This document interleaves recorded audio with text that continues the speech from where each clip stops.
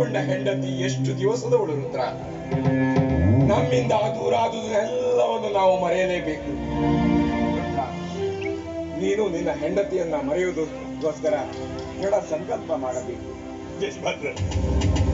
ನಾನು ಹೇಗೋ ನನ್ನ ಹೆಂಡತಿಯನ್ನು ಮರಿಬಹುದು, ಆದ್ರೆ ಇವಳ ಮುಂದಿನ ಭವಿಷ್ಯ, ಈ ಮಗುವಿನ ಮುಂದಿನ ಭವಿಷ್ಯ ಏನು?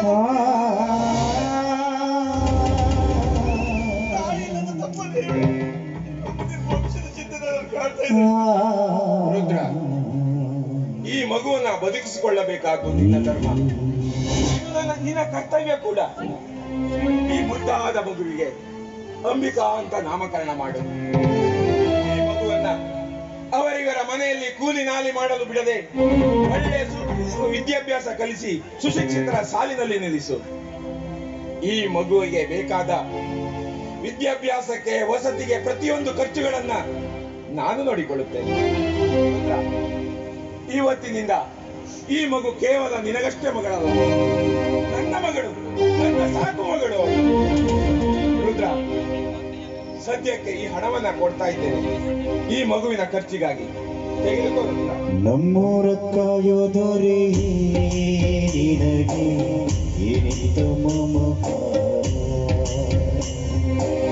ಕಣ್ಣೀರ ವರ್ಷೋ ಪ್ರಭುವೇ ನಿನಗೆ ಆ ದೇವರೇ ಜೊತೆಗ.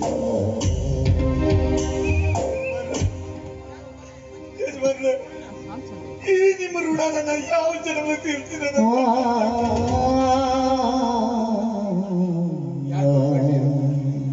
ರುದ್ರ, ಉಂಡವರಿಗೆ ಉಣಿಸುವುದಕ್ಕಿಂತ ಹಸಿದವರಿಗೆ ಅನ್ನ ಹಾಕುವುದೇ ನಿಜವಾದ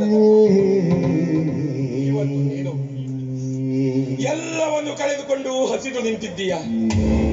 ಈ ಸಂದರ್ಭದಲ್ಲಿ ನಿನಗೆ ನಾನು ಸಹಾಯ ಮಾಡದೆ ಹೋದರೆ ಆ ಪರಶಿವನು ನನ್ನ ಮೆಚ್ಚಲಾರ. ಅದಿರಲಿ ರುದ್ರ, ಈ ಮಗುವನ್ನ ಬೆಳೆಯಲಿಕ್ಕೆ ಯಾರ ಮನೆಯಲ್ಲಿ ಬಿಡಿಸಿಯಾ? ನಮ್ಮೂರಲ್ಲಿ ಯಾರ ಮನೆಯಲ್ಲಿ ಬಿಡುದಿಲ್ಲ. ಮತ್ತೆ ನನ್ನ ತಂಗಿ ಬೆಂಗಳೂರು ಆಗಿದ್ದಾಳ್ರಿ. ಅವಳು ಬಂದ ಮಗ ಇದ್ದಾನೆ, ಅವಳ ಮನೆ ಬಿಡ್ಬೇಕಂತ ವಿಚಾರ ಮಾಡಿದ್ರೆ ನನ್ನ ಅಣ್ಣನ ಮಗಳು ನನ್ನ ಅಕ್ಕರೆ ಇನ್ನು ಸಾಕ್ತಾಳೆ ಅಂತ ನಂಬಿಕೆ ನನಗೆ ಇದ್ರು. ಅದಕ್ಕೆ ನಾನು ಅವಳ ಮನೆಗೆ ಬಿಡ್ಬೇಕಂತ ವಿಚಾರ ಮಾಡಿದ್ರೆ. ಒಳ್ಳೆಯ ತೀರ್ಮಾನವನ್ನೇ ತೆಗೆದುಕೊಂಡಿರುವೆ ರುದ್ರ. ನೋಡು, ನೀನು ಇವತ್ತೇ ಬೆಂಗಳೂರಿಗೆ ಹೋಗಬೇಕು.